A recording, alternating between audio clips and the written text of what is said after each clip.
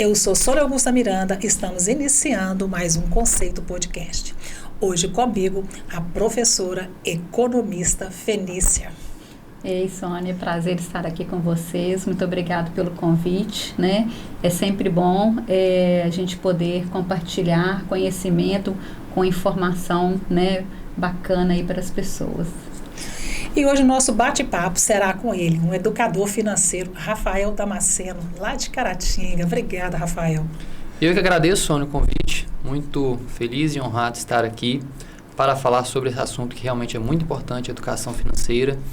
E nesse bate-papo a gente vai tratar sobre alguns assuntos muito importantes que têm que ser mais divulgados, falados, para as pessoas entenderem a importância do dinheiro nas nossas vidas, né? Porque para quem fala que dinheiro não é importante, está muito enganado. O dinheiro é super importante. Quanto mais a gente souber usar e lidar com ele nas nossas vidas, melhor para a gente. O educador financeiro, ele atua na prevenção ou depois do problema já todo estourado, as contas estouradas, devendo para tudo quanto é lado? Como é que funciona o educador? Na realidade, ele pode atuar nas duas áreas, né? O ideal é ele atuar antes, para que a situação não se agrave. Vamos imaginar que uma situação grave é quando a pessoa está totalmente endividada, né?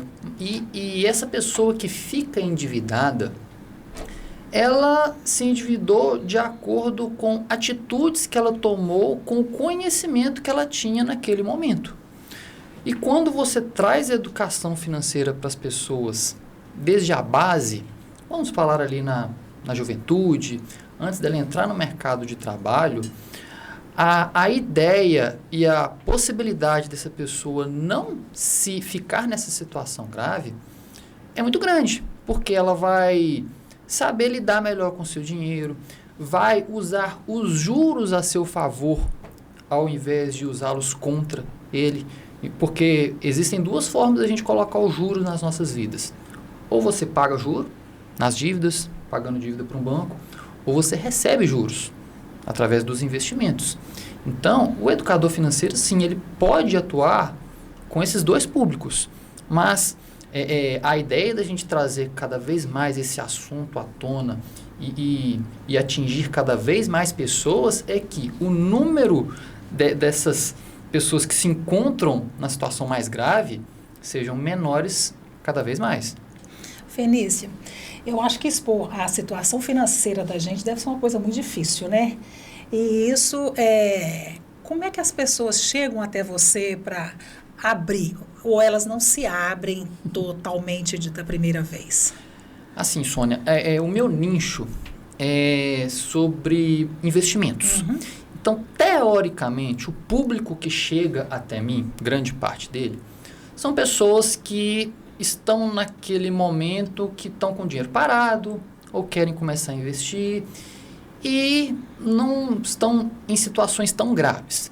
Só que já aconteceu sim de algumas pessoas chegarem até mim e falar: Rafael, gosto demais do seu trabalho, te acompanho no Instagram, eu queria muito começar a investir, só que minha situação financeira está assim, assado. Na hora de conversar, já me presenciei em situações da pessoa começar a chorar, porque talvez estava abrindo para mim alguns acontecimentos, situações financeiras da vida dela, que ela não abria para ninguém. Uhum. E estava achando ali num educador financeiro alguém que ela poderia compartilhar aquilo sem julgamento, né? Então, isso é muito, assim, muito triste, porque as coisas vão tomando um rumo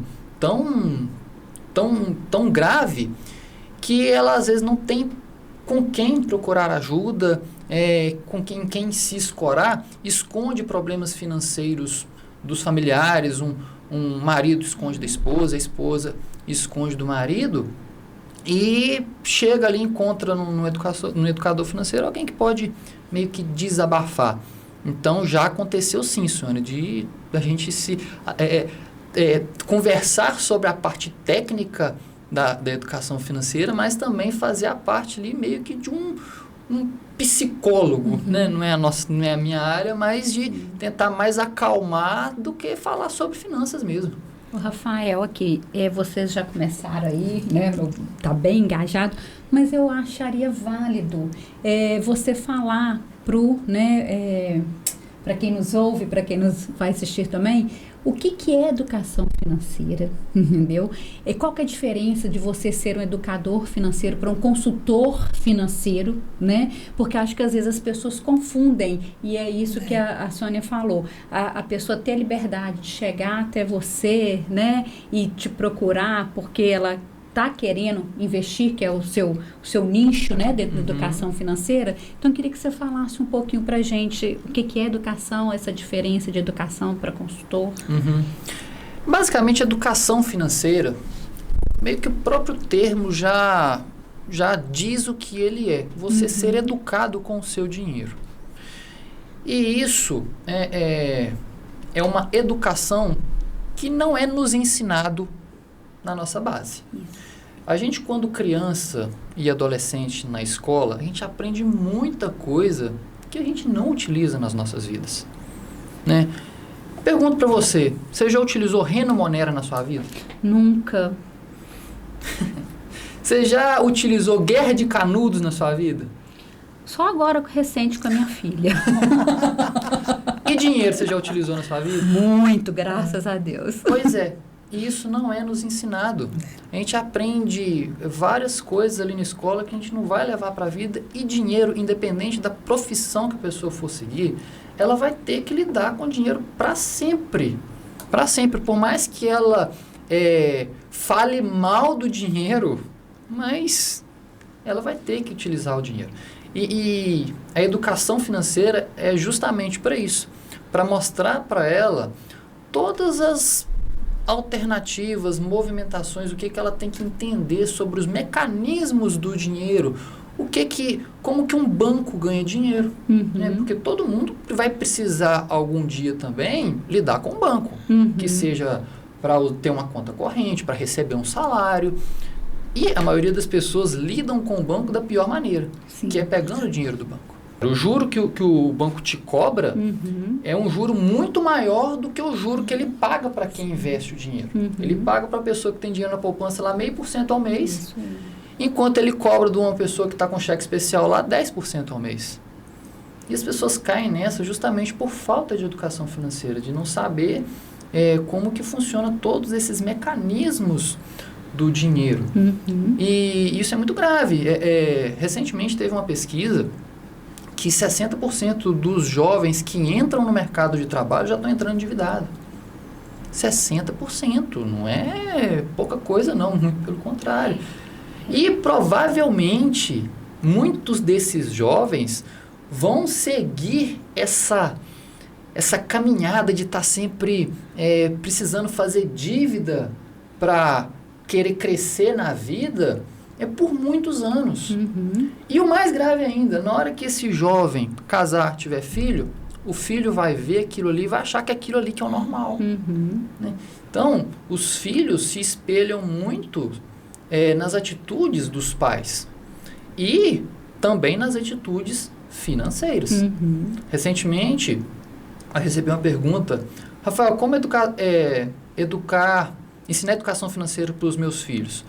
Olha, o conceito principal é você ser exemplo para eles. Se você for um bom exemplo, lidar bem com o seu dinheiro, usar o seu dinheiro com responsabilidade, provavelmente seu filho vai copiar os seus hábitos. Tá? Então, tudo isso vem uma escala ali. Né? Você perguntou o que é educação financeira? Envolve isso tudo, desde a nossa base até as bases que a gente passa para frente. Né? Em relação à diferença entre educador financeiro e consultor financeiro, eu vou falar especificamente da minha área de investimentos. Rafael, um educador financeiro que ensina investimentos para iniciantes, qual que é o trabalho dele?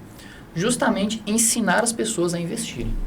Então, você contrata o meu serviço, ou então eu lanço um curso online, ele vai ensinar você o que você precisa saber para você começar a investir, o que é a taxa Selic, o que a taxa Selic, a nossa taxa de juros, interfere na economia e nos seus investimentos, quais são os investimentos mais conservadores, que Tesouro Direto, que você empresta dinheiro para o governo, um CDB, que você empresta dinheiro para os bancos.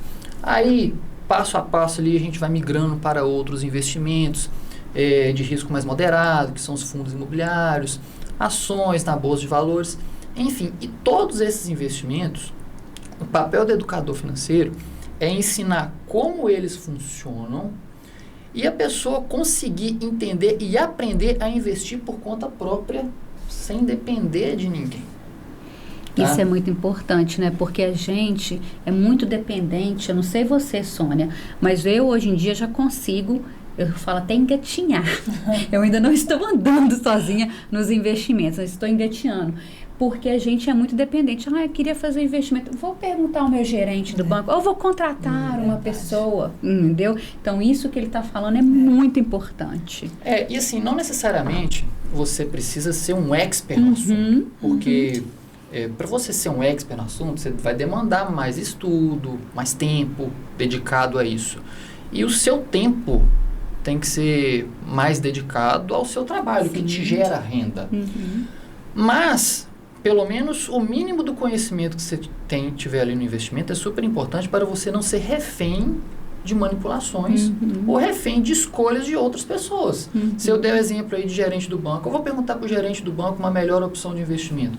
Ele vai te apresentar uma boa opção para o banco e não para você. Com certeza. E eu não estou crucificando ele não, porque... Até para as metas dele. É o trabalho dele. É o trabalho dele. Ele é cobrado por isso.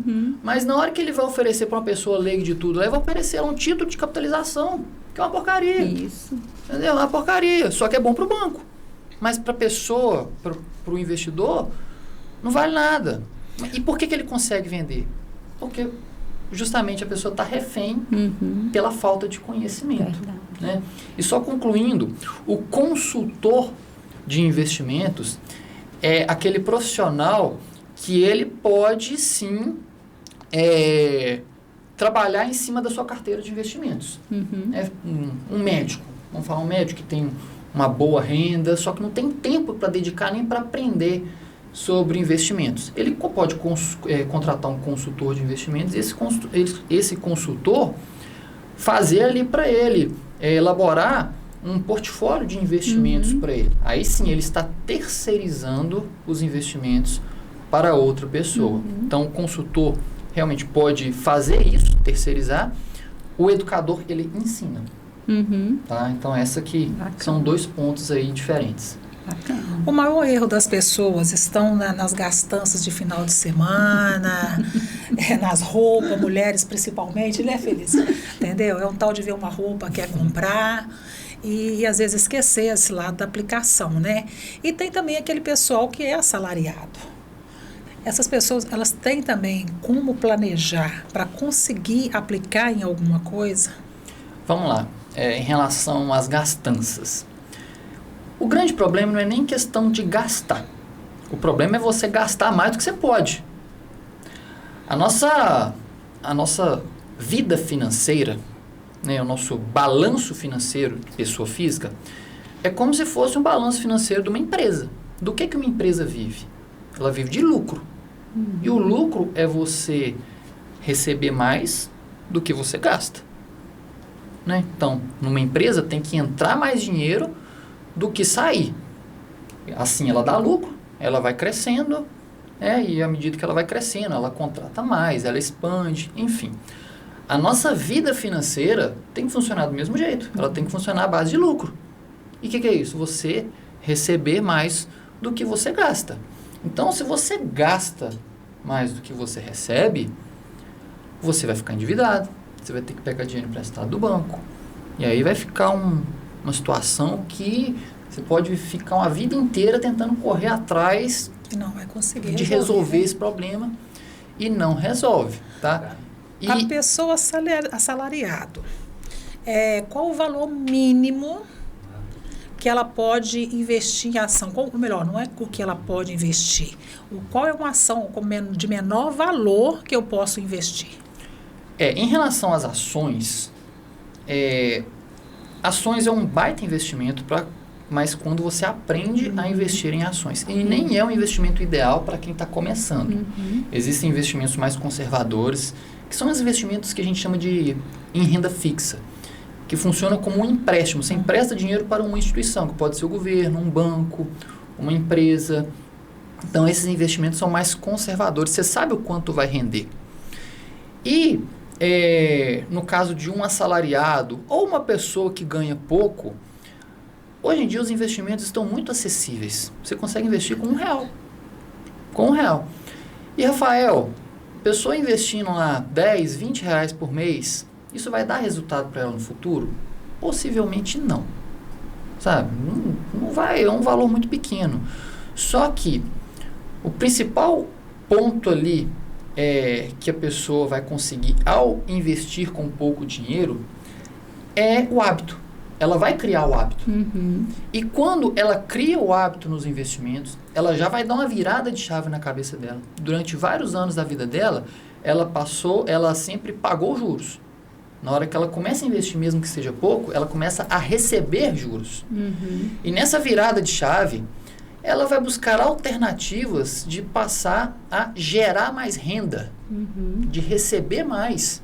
Uma promoção no trabalho, uma capacitação, né, de fazer um curso. Existem vários cursos aí que a gente acha na internet, curso gratuito. Não estou falando de se pagar 3, 4 mil reais no curso, não. Mas curso gratuito que a pessoa pode se especializar e crescer profissionalmente. Conseguir outras maneiras de gerar renda. Uma renda extra ou até uma possível principal renda no futuro. E aí sim, essa pessoa gerando mais renda, ela vai passar a investir mais dinheiro. Porque ela já criou o hábito lá quando ela recebia pouco. Entendeu? Então, a questão de investir pouco, primeiro, é possível? É possível. Hoje, esses investimentos mais conservadores, um Tesouro Selic, que a gente empresta dinheiro para o governo. O título Tesouro Selic hoje está R$120 mais ou menos, mas tem lá um CDB que você empresta dinheiro para o banco. Você pode começar a investir com R$1. Né? Fundos imobiliários, que é um investimento que a gente compra cotas de imóveis e recebe aluguel todos os meses. Tem cotas aí de R$10. Ações de ótimas empresas por R$5, R$10. Então, hoje está tudo muito acessível. Quando você fala de renda fixa, fala para a gente aí o que é renda fixa e a renda variável. Renda fixa, o próprio nome diz, é que a rentabilidade já estará fixada a uma taxa ou a um índice de referência. Por exemplo, existem três tipos de rentabilidades na renda fixa. A pré-fixada, por exemplo, emprestei dinheiro para o banco a 15% ao ano. Ele vai render 15% ao ano. Né? Independente do que aconteça, vai render 15% ao ano. Emprestei dinheiro para o banco numa rentabilidade 100% do CDI. Muita gente fica perdido com isso, e eu ficava quando não entendia nada de investimentos. CDI é praticamente a nossa taxa de juros. Ela fica ali, coladinha ali com a taxa Selic.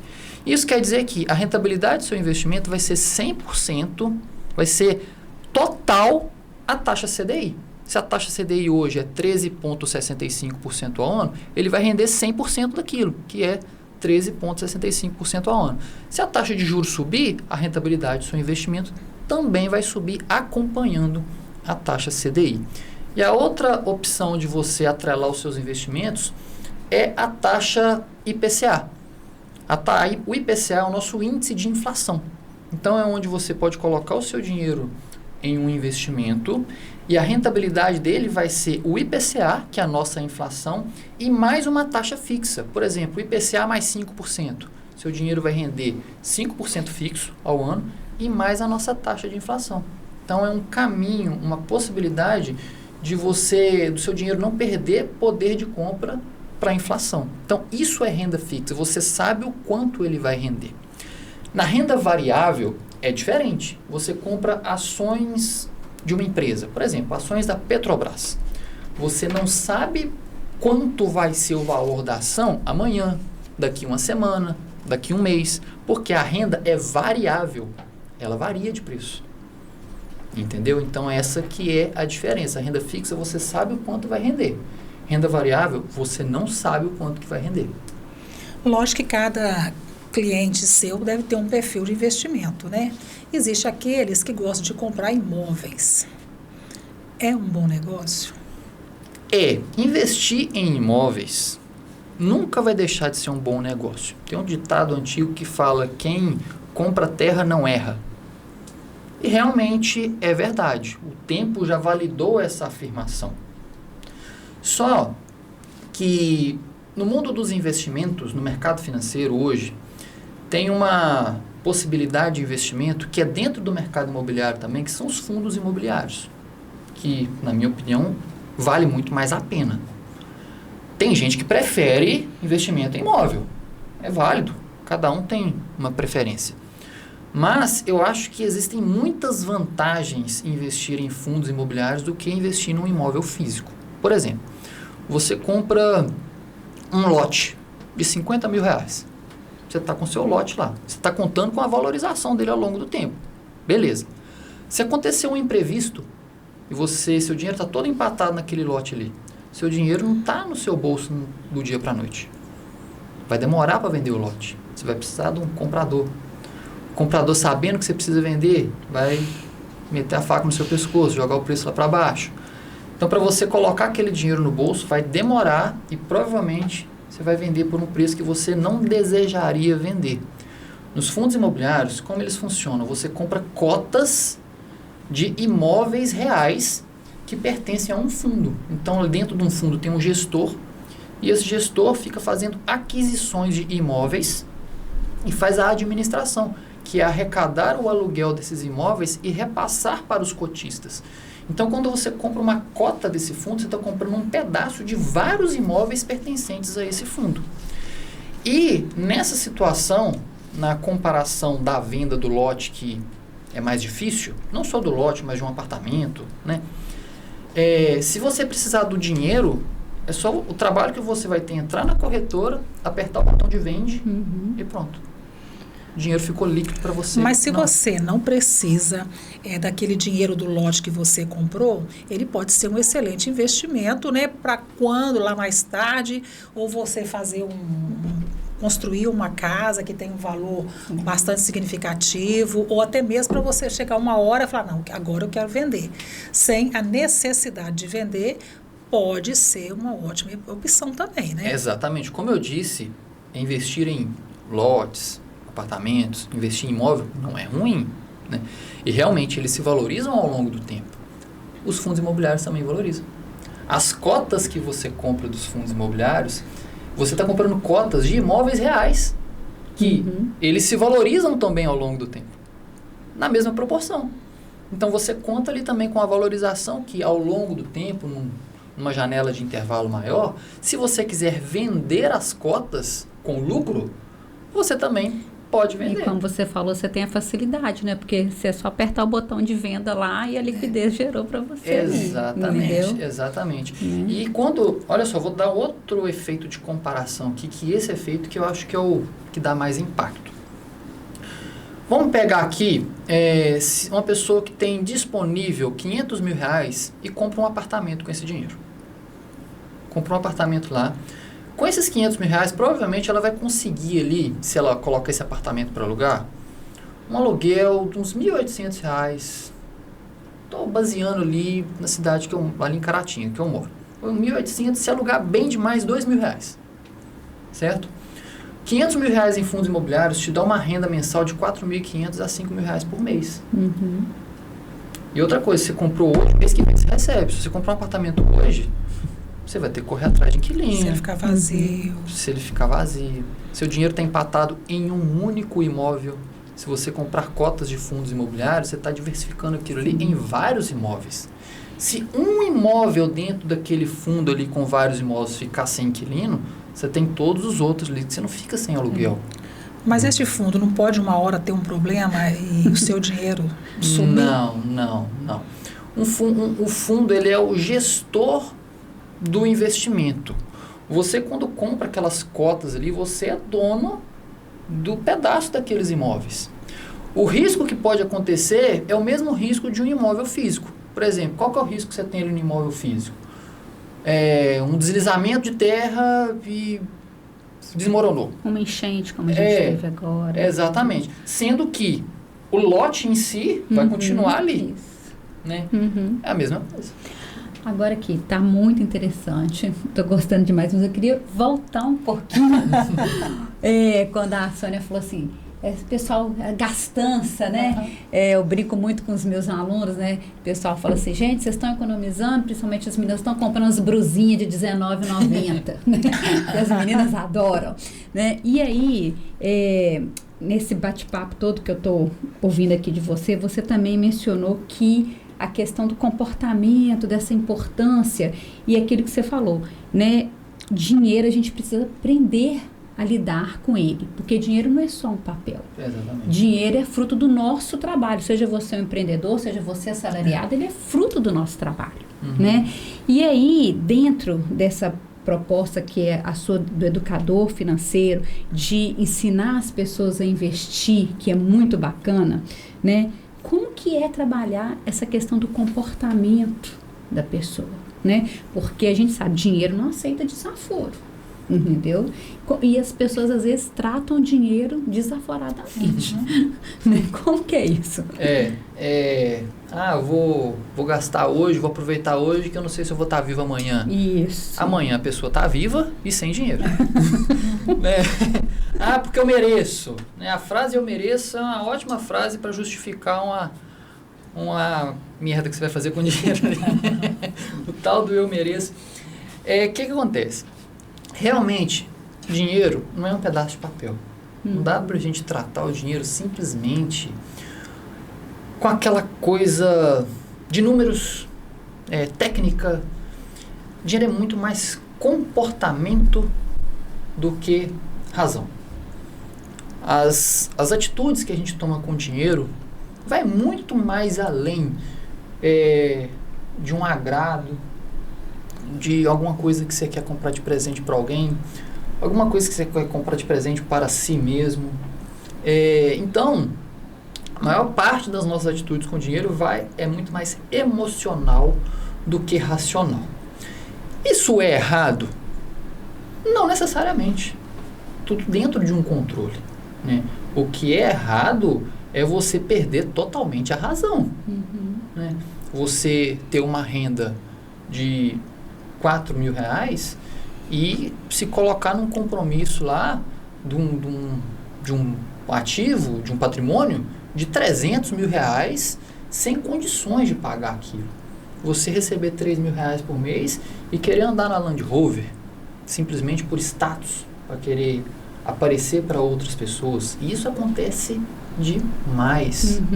Demais. Viver de aparência. Tá? A maneira mais rápida de você perder dinheiro é você usar um dinheiro que você não tem. Então é importante demais a gente controlar, não digo controlar, mas entender as nossas emoções. Exatamente. Né? Exatamente. Porque a gente gasta por alegria quando está alegre, a gente gasta na empolgação, a gente também gasta na tristeza, porque eu mereço, né? Quando está desanimado, na ansiedade, na preocupação. É igual o cara que bebe, né? Eu vou beber porque meu time ganhou. Eu vou beber porque meu time perdeu. Isso, por aí. Exatamente. E dentro desse ponto, tem uma alternativa, não é uma alternativa, mas gera uma discussão, às vezes, entre educadores financeiros, público que segue essa parte de finanças, se comprar casa vale a pena ou vale a pena viver de aluguel? Gente, não tem resposta certa para isso. Não tem resposta certa, porque uma casa vai muito além da parte de quanto vale a casa, se o dinheiro tivesse investido, quanto que ele estaria rendendo para mim. Aquele exemplo que eu dei aqui de você colocar R$500.000. Sim. Se uma pessoa tiver um apartamento de R$500.000 e ela vender esse apartamento e colocar em fundos imobiliários, ela pega a renda dela dos fundos imobiliários de R$5.000 por mês e aluga o mesmo apartamento, do mesmo valor, paga lá R$2.000 por mês de aluguel e sobra 3 para ela. Ou seja, numericamente, tecnicamente, aqui dá para provar que, a grosso modo, que o aluguel para essa pessoa vale a pena. Só que tem um valor sentimental, valor de necessidade. Às vezes um rapaz cresceu na vida ali, conseguiu ter sucesso e viu durante toda a infância os pais com dificuldade de pagar um aluguel, o sonho dos pais era comprar uma casa, e esse cara, por mais que ele entenda que financeiramente vale mais a pena alugar uma casa, ele quer comprar uma casa para os pais. Entendeu? Tem também a questão que quando eu compro uma casa, por exemplo, eu levo o contrato, a escritura e o registro, eu sou proprietária de fato daquela casa. Quando eu compro, eu entro lá e falo, não, eu vou investir 500 mil na questão imobiliária. Qual o documento que eu tenho que me comprova que eu sou proprietária de 500 mil? Aí você vai lá e fala assim, pode acontecer, né, que desmoronou, aí aquele prédio foi embora, tá? Como é que eu sei que aquele prédio referia àquela ação que eu comprei? Para você comprar fundos imobiliários, a gente acessa a Bolsa de Valores. A Bolsa de Valores é como se fosse um supermercado do mercado financeiro, né? E toda compra, toda operação que você faz ali dentro da Bolsa de Valores é feito uma nota de negociação, tipo a nota fiscal. Então, eu entrei lá na Bolsa agora e comprei cotas de um determinado fundo imobiliário. Amanhã vai chegar no meu e-mail uma nota fiscal com as cotas daquele fundo imobiliário que eu comprei. E aquelas cotas ficam em custódia da Bolsa de Valores. Elas estão no meu nome. É como se fosse um registro. Entendeu? Então, é tudo muito seguro. Não existe esse risco de, eu comprei aqui, mas sumiu. Não sei onde está, porque não estava no meu nome. Muito pelo contrário. E o seguinte, para a gente acessar a Bolsa de Valores, a gente precisa abrir conta numa corretora. Né? E você abrir conta numa corretora, praticamente é o mesmo mecanismo de você abrir conta num banco. Você tem que responder ali, preencher os mesmos formulários, dados pessoais, dados financeiros, dados residenciais, enfim. E através daquela corretora você acessa a Bolsa de Valores e faz ali as suas operações, os seus investimentos, compra ações, compra fundos imobiliários.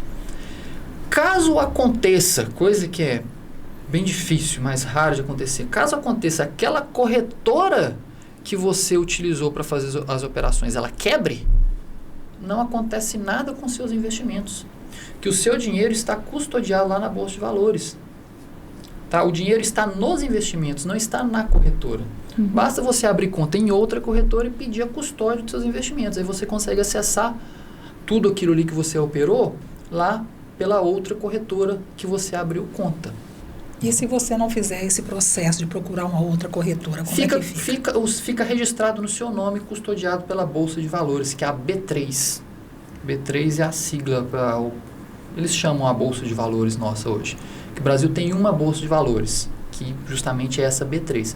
Fica custodiado lá. Está tudo registrado no seu nome. Qualquer pessoa pode entrar e comprar? Pode. Basta o registro, né? O investimento, todo mundo pode fazer. Mas o investimento é para todos? Investir é para todos, perdão? Sim, investir é para todos. É para todos? Investir é para todos. Tem um ditado que mostra que fala assim, investir não é só para ricos, mas se você quer ficar rico, você precisa investir. Tá? Então, é acessível para todo mundo, como eu disse, que você consegue começar a investir com R$1.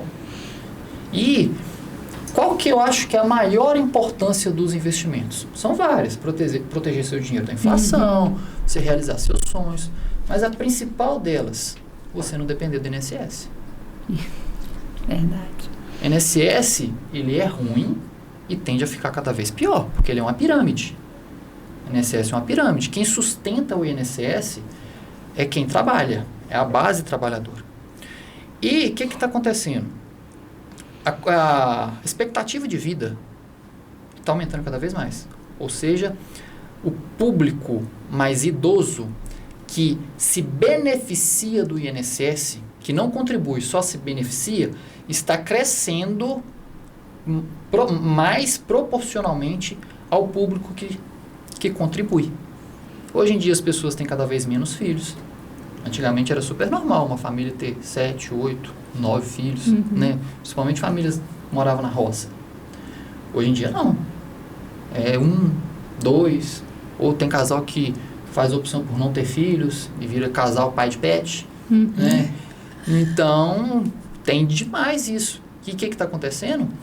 A classe, aquela faixa de pessoas que contribuem para o INSS só está encolhendo. E isso não se sustenta.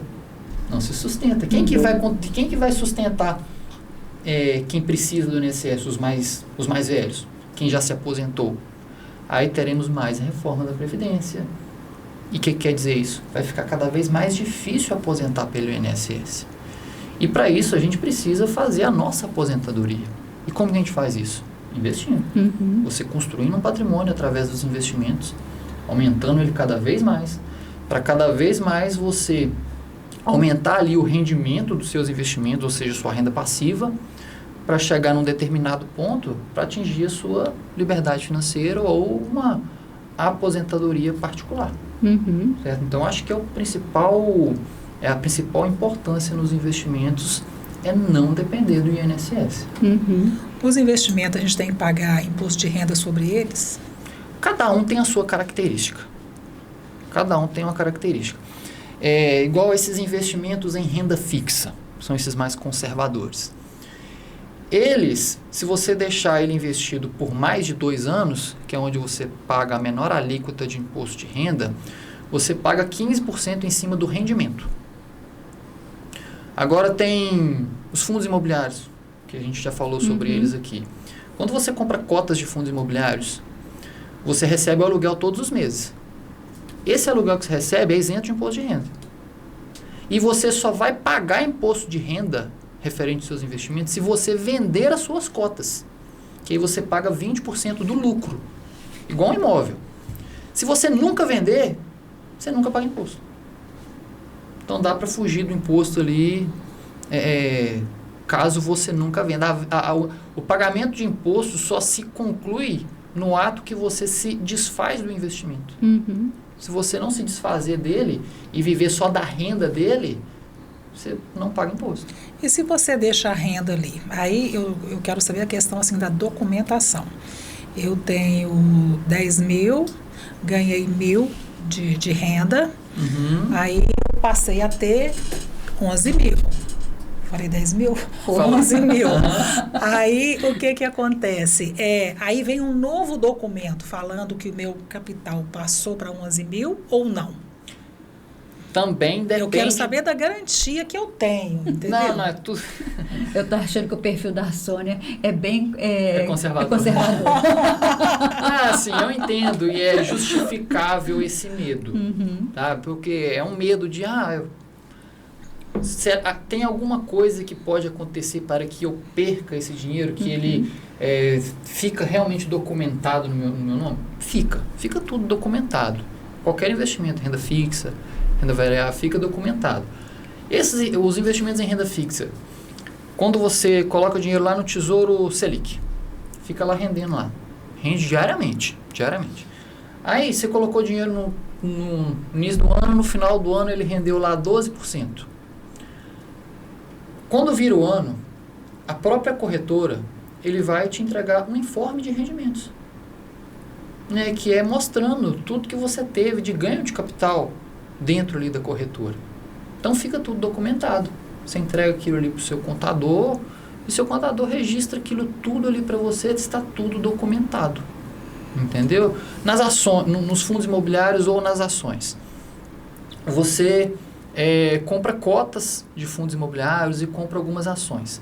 Ao longo do tempo, além das cotas e ações se valorizarem, né, elas aumentarem de valor, você vai ter o ganho ali, que são os aluguéis, chamados dividendos, né? Tudo isso também, na hora que você vira o ano, a corretora te entrega um informe de rendimentos, mostrando para você tudo que você teve ali de ganho de capital também. Tá? Então fica tudo registrado. Mas o que seria melhor para investir? Eu vejo que você fala muito em fundos imobiliários. Tem também as ações. E aí, o que seria melhor? Melhor, isso não tem investimento melhor. Isso depende do perfil da pessoa, dos objetivos, da idade. Quando se pergunta qual que é o melhor investimento, eu gosto de fazer uma analogia do seguinte. Se você chegar na farmácia ali e perguntar para o farmacêutico, qual que é o melhor remédio que você tem? Ele vai querer saber de você. Né? Poxa, o que você está sentindo? Né? Quais são os seus sintomas? Qual o seu quadro de saúde? Nos investimentos é a mesma coisa. Uma carteira de investimentos de um jovem de 20 anos não pode ter o mesmo perfil de uma carteira de investimentos de uma pessoa de 50 anos. Aquele jovem de 20 anos, ele tem um tempo a favor dele. Ele pode correr mais risco. Né? Porque quando se corre mais risco nos investimentos, você tem um potencial de ganho maior. Né? Você pode aumentar a sua rentabilidade. Então, esse jovem está na posição de poder correr mais risco. Aquela pessoa de 50 anos, ela já não está numa posição de correr tanto risco mais. Né? Então, são características diferentes. Esse jovem, ele pode investir em criptomoedas, né, que tem um risco maior. Ele pode ter um percentual ali nas ações maior. Essa pessoa de 50 anos, basicamente, ali ele tem que ter um portfólio maior em renda fixa e um pouco ali, talvez, em fundos imobiliários, que é um investimento de risco moderado, né, para receber aluguel todos os meses ali, até para substituir a aposentadoria dela do INSS. Né? Então, são características diferentes de investimentos para cada perfil, para cada objetivo. Outro fator muito relevante também para uma pessoa escolher ou não um investimento é o conhecimento. Eu tenho 36 anos. Tem uma outra pessoa sentada aqui da mesma idade que a minha, só que ela não entende nada de investimentos. Ela não pode investir na mesma coisa que eu. Eu sei o risco, eu entendo dos riscos de cada opção, então eu posso ser mais agressivo do que essa pessoa. Essa pessoa tem a mesma idade que a minha, ela tem que começar ali mais conservadora, né? Porque ela não tem o conhecimento. Sim. Então, isso aí depende, né? Não tem uma resposta certa para falar qual que é o melhor investimento, né? Isso depende muito. O melhor investimento que a pessoa pode fazer é nela mesma, é no conhecimento dela, que através desse conhecimento dela é onde ela vai conseguir tomar melhores atitudes com o seu dinheiro, não só nos investimentos, mas e eu também acho no que dia a nesse dia. ponto aí o Brasil ainda precisa melhorar muito em relação, né, às pessoas terem conhecimento da melhor maneira de como usar, que seja o salário, que seja o Prolabore, né, que for no investimento. E aí eu acho que é tão importante essa sua, né, profissão de educador financeiro, né, em investimento, porque as pessoas precisam, né, quando você traz aí dados que 60% de jovens já, né, estão endividados, não sabem como usar bem o dinheiro, entendeu? Então, eu acho que o Brasil ainda precisa melhorar muito nesse quesito para que as pessoas possam entender a importância do educador em investimento, educador financeiro, para que elas possam ter essa vontade de investir. Porque, igual você falou, investimento é para todos. Todo mundo pode investir com real, né? Vou te trazer mais um dado interessante, então. Outra pesquisa recente do IBGE apontou que aqui no Brasil apenas 1% das pessoas que se aposentam conseguem manter o mesmo padrão de vida que tinham antes de se aposentar. Isso quer dizer que 99% das pessoas aposentadas são obrigadas a continuar trabalhando. Não trabalham por opção, trabalham porque precisam. Isso. Outras dependem de ajuda dos familiares, dependem até de doações, ou em casos extremos vivem na pobreza, vão para um asilo porque não tem alternativa. Apenas 1%. É muito baixo. É grave. Isso é muito grave. É muito grave. E se a gente parar para pensar, qual a maior probabilidade da gente fazer parte dos 1% ou dos 99%? Dos 99%. Você quer estar onde, Sônia? 1%. Você já começou a investir para estar no 1%? Não, ainda. Daí, Rafael, olha. Para isso a gente precisa começar a investir. Porque através dos investimentos que isso vai ajudar lá na frente a gente ter uma renda para nos sustentar e não fazer parte dos 99%. Você sabe, quando você fala isso, me fez lembrar aqui o seguinte, as empresas, já que não existe uma questão cultural, as empresas podiam muito trabalhar essa questão, né? De falar com o funcionário, pegar um educador, olha, se você ganha X, você pode tirar isso aqui, que isso aqui lá no final do ano você vai ter tanto, alguma coisa nesse sentido, até de uma forma de você, do funcionário também, ficar satisfeito. Opa, meu salário está aumentando com a economia que eu estou fazendo, tá? E olha o que eu vou ter lá no final do ano. Eu acho também que as empresas também poderiam, né, ter essa mentalidade e começar a trabalhar isso. Poderiam. Seria muito interessante. Tudo que o setor privado tomar de atitude para beneficiar tanto a sua equipe quanto a população em geral, é benéfico, até mesmo para a sua própria empresa, porque você vai ter o crescimento ali da sua equipe, se ficaram mais capacitados. Mas, Sônia, você exige, eu sei que você não está falando de uma exigência, né, mas simplesmente de uma ideia. Mas o setor privado, o empresário, ele já aprende mais. Ele aprende mais. Todo mundo acha que o empresário nada no dinheiro e tal. O cara abre uma empresa, é um monte de urubu que fica sobrevoando ali, querendo dar uma mordida na empresa dele, sabe? Então, assim, o empresário no Brasil, ele é um herói. Então, para quem tem essa ideia, essa iniciativa, poxa, é super válido e tem muita gente que tem. Tanto que eu já dei palestras, já dei palestra em empresa.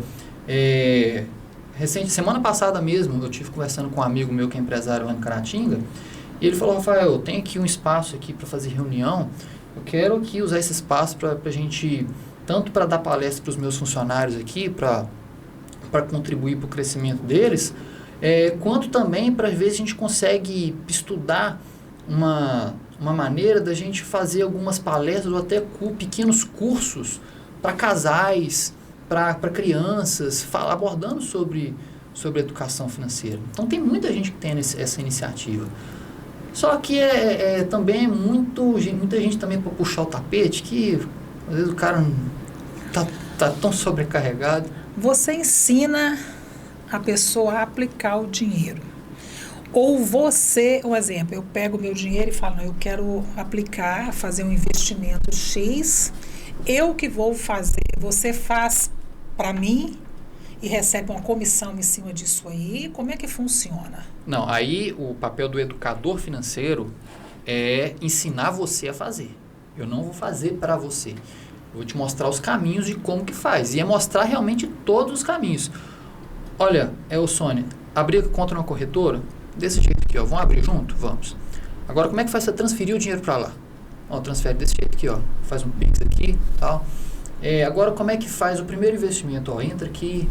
Então, assim, tudo isso o educador financeiro faz, né? Te mostrar qual que é o passo a passo. Agora, a tomada de atitude de escolher qual o investimento, isso aí é a pessoa que toma. E para a pessoa saber tomar essa decisão, o educador financeiro já mostrou os caminhos. É claro que no início, quando a pessoa está começando a investir, tem um medo, tem uma insegurança. E é onde também entra o papel do educador financeiro. Assim, calma, nos primeiros investimentos pelo menos eu faço isso.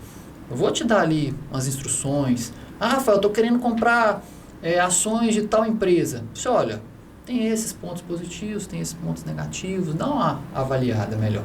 Agora eu chegar para você e falar, Sônia, compra ações da Petrobras, então compra o fundo imobiliário tal.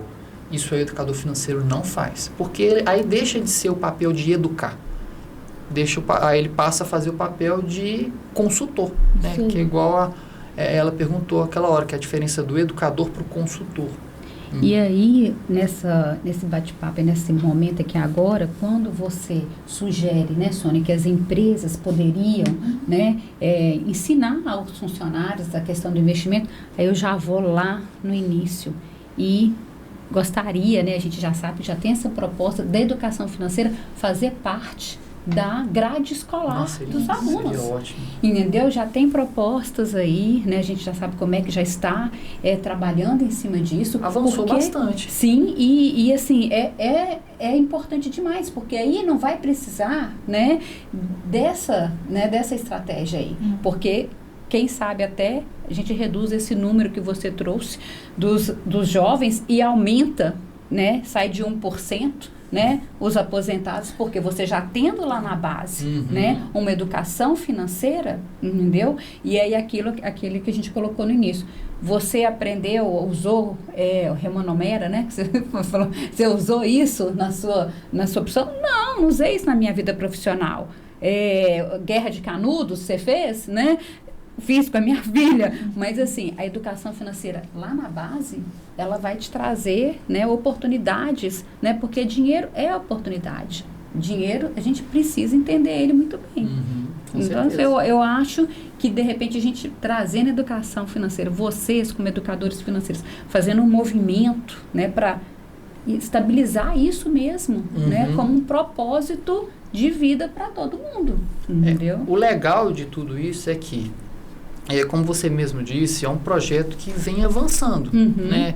Antes ninguém falava sobre isso, hoje já tem discussões fortes sobre educação financeira nas escolas.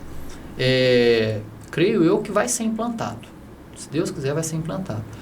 Mas um ponto muito interessante também é a gente ver o interesse de jovens, principalmente na parte de investimentos, né? Porque o jovem gosta dessa questão de novidade.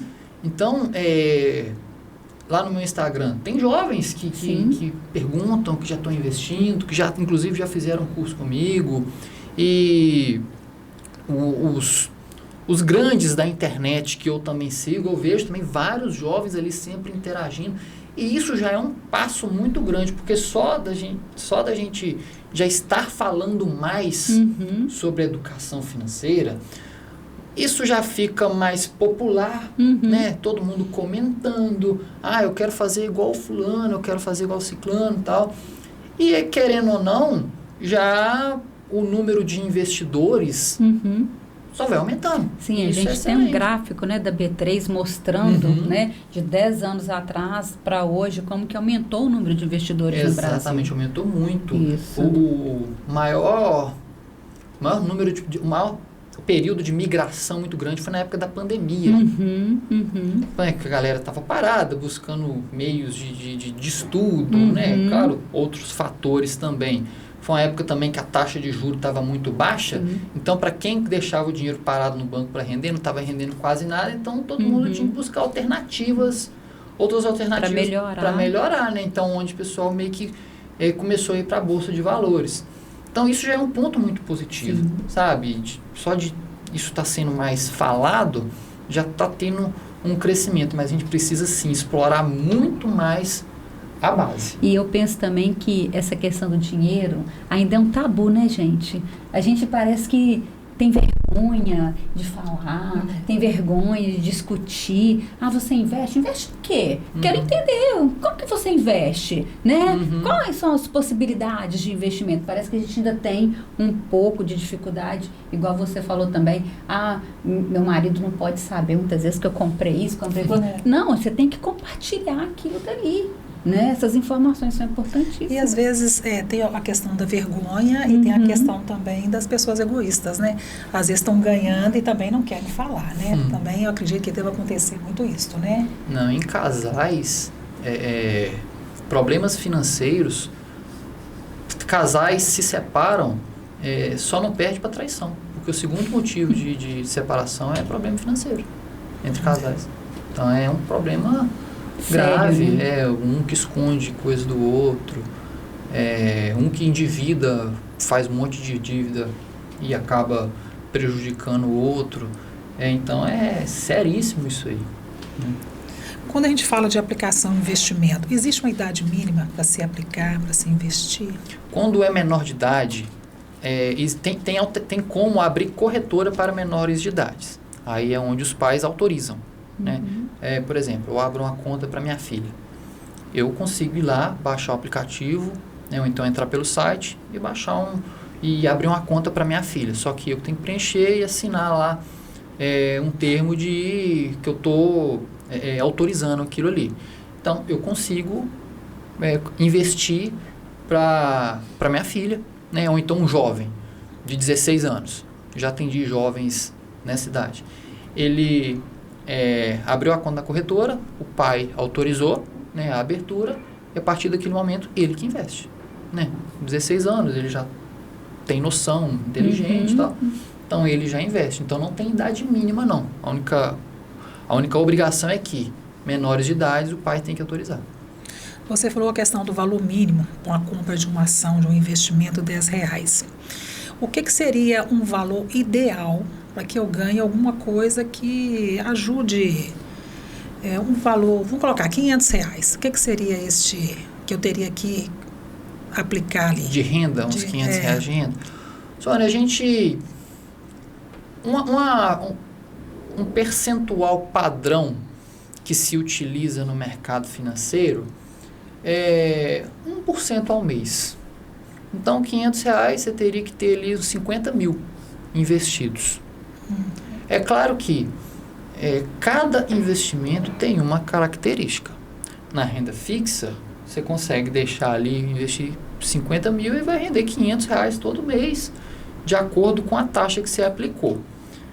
Nem outras opções, igual em ações. Você coloca lá 50 mil numa empresa que paga dividendos, então vai te dar uma média ali de R$500 por mês. Só que ao longo do tempo, aquela empresa fazendo boas operações, tendo bons resultados, aqueles 50 mil não serão mais 50 mil.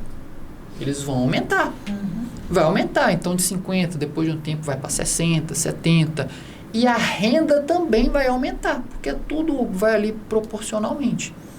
Então, tudo isso, como eu disse aqui já algumas vezes, cada investimento tem uma característica, tá? Mas um padrão de rentabilidade ali entre 0,8% e 1% ao mês, hoje em dia não é difícil de conseguir isso, não, até porque a nossa taxa de juros está alta e os investimentos são atrelados à taxa de juros. Então, facilmente dá para conseguir hoje 1% ao mês. Se a pessoa não quiser procurar um educador para procurar uma corretora, fazer uma aplicação, um investimento que seja, existem corretoras que você consegue, pelo perfil dela ali, falar, não, essa aqui é uma corretora séria, ou essa aqui não é. Eu consigo identificar isso ou não? As principais corretoras do mercado são ótimas corretoras, né? Cada uma tem uma plataforma diferente, tem gente que prefere uma, tem gente que prefere outra. Mas tem ótimas corretoras, você pega a XP Investimentos, que é muito famosa, que é muito boa, BTG, a Nu Invest, que é uma corretora do Nubank, também ela é ótima, eu gosto muito dela. A Clear Corretora, eu invisto muito por ela. Corretora Rico. Então, assim, são as principais que não precisa fugir disso. São ótimas alternativas, todas elas são fiscalizadas, reguladas. Então, é tudo muito seguro, é um ambiente seguro o mercado financeiro. Entendi. Rafael, você tem mais alunos, né, dentro dessa sua jornada de educador financeiro? Mulheres ou homens? Mulheres. Olha que beleza, Sônia. Adoro quando eu escuto isso. Sabe o que eu sinto? As mulheres não têm vergonha de perguntar. Isso. Os homens são mais meio que, eu faço por minha conta. Sabe? Mais contido. Não digo contido, mas aquele negócio de mais orgulhoso. Eu não estou generalizando, né? Mas é uma coisa em comum. O cara, eu já vi mais ou menos uns videozinhos aqui, eu invisto minha conta e tal, talvez outra pergunta, mas eu me viro. A mulher é mais curiosa. Ela pergunta, não tem vergonha de perguntar, ela corre mais atrás, ela é mais dedicada. Então, não é uma proporção muito grande. Vou colocar uns 60-40. Sim. Mas são mais mulheres. Mas isso dá uma alegria pra gente. Muito, é interessante. É interessante e é legal de atender. E dentro desse público feminino, muitas delas são mulheres casadas, né, que têm filhos e estão ali querendo aprender a investir o seu dinheiro ou ajudar o próprio marido, sabe? Então é muito interessante, sabe? Eu gosto bastante de atender esse público feminino. Que bom. Ou seja, as mulheres realmente estão avançadas mesmo, né? A proporção de mulheres que estão abrindo conta, que estão investindo na Bolsa de Valores, está aumentando cada vez mais, tá? Essa proporção, mulher e homem ali, está encolhendo, está chegando pertinho. As pessoas não tinham muito conhecimento, né? Hoje em dia que as coisas são mais esclarecidas. O acesso à informação era mais escasso, né? Hoje com a internet é muito divulgado, né? Hoje se fala uma coisa e essa coisa atinge muitas pessoas rapidamente. Então a informação hoje está bem mais acessível. Como diz a Felícia, eu ainda sou meio conservadora, sabe? Mas realmente, assim, quem tem coragem de tomar essa atitude, de fazer, realmente é uma coisa muito interessante. E a minha preocupação sempre, que você já falou que não tem esses riscos, né? Era dos riscos. Entendeu? Que tem muita coisa que tem riscos, mas as que tem riscos são as ações, né? Petrobras, tudo CEMIG. Tem risco. Tudo tem risco. Cada investimento, qual que é o papel do educador financeiro? Ele mostrar os riscos e as oportunidades. Vamos falar das ações. Ações, basicamente, são pedaços de uma empresa. Estou comprando uma ação, você está se tornando sócio daquela empresa. E se a gente pegar uma empresa consolidada, que sempre apresenta bons resultados, aumentando cada vez mais os seus lucros, uma empresa que sempre faz uma boa distribuição de lucros, que são os dividendos, então que distribui dividendos para os seus acionistas. E se essa empresa está sempre crescendo ao longo do tempo, não acho que é arriscado comprar ações dessa empresa.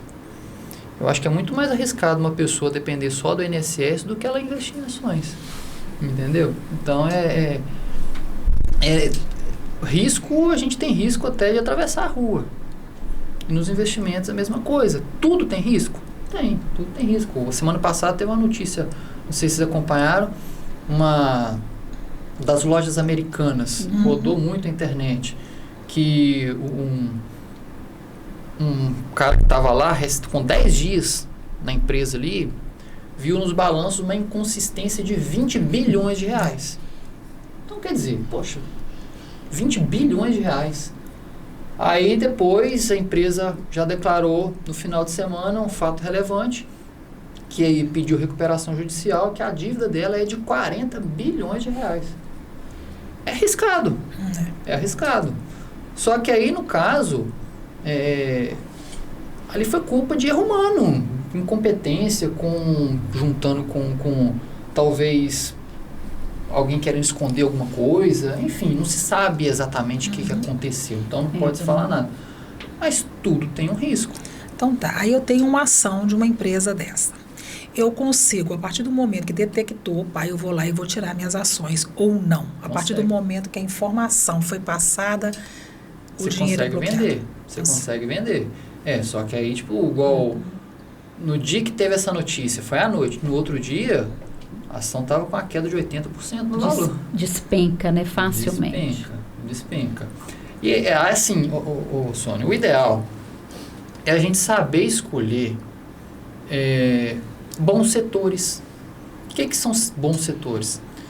Setores em que são mais resilientes à crise. A gente pega um setor, empresas de energia elétrica. Pode ter a crise que for, a gente vai precisar de energia elétrica. Né? Então, são mais resilientes. Empresas que durante o tempo já foram, já viveram muita coisa. Para falar da gente aqui, da CEMIG. A CEMIG é uma baita empresa, extremamente lucrativa, que paga bons dividendos para os seus acionistas. Então, assim, comprar ações da CEMIG, na minha opinião, não tem nada de... Sim, tem os riscos, mas não considero um investimento arriscado. Ainda mais se ela vier a ser privatizada, aí que fica melhor ainda, que a gestão é muito mais eficaz. Tá? Então, eu só dei o exemplo da CEMIG aqui porque está no nosso dia a dia. Né? Outro ponto importante no segmento desse setor de energia elétrica. Teve uma crise hídrica em que então a CEMIG está tendo que gastar mais para conseguir distribuir energia para o consumidor final. Ou seja, suas despesas aumentaram. Ela simplesmente repassa a despesa ali na conta de energia. Aumenta a energia. Fiquei bravo, tô bravo com a CEMIG. Vai fazer o quê? E aí? Vai viver de fogueira? Vai chorar na cama que é local quente. Verdade. Então, tudo isso a gente faz uma análise. Igual banco. Como é que você fala que banco não é um segmento lucrativo para você investir? Comprar ações no Itaú, no Banco do Brasil.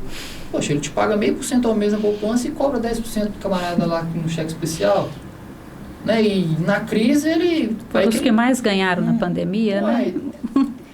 Diminuiu um pouquinho o lucro ali no ápice, mas não deixou. No final, no balanço final, foram os que mais. Exatamente. Agora você pega uma empresa de varejo, né? Onde estão as lojas americanas. Eu quero comprar uma geladeira.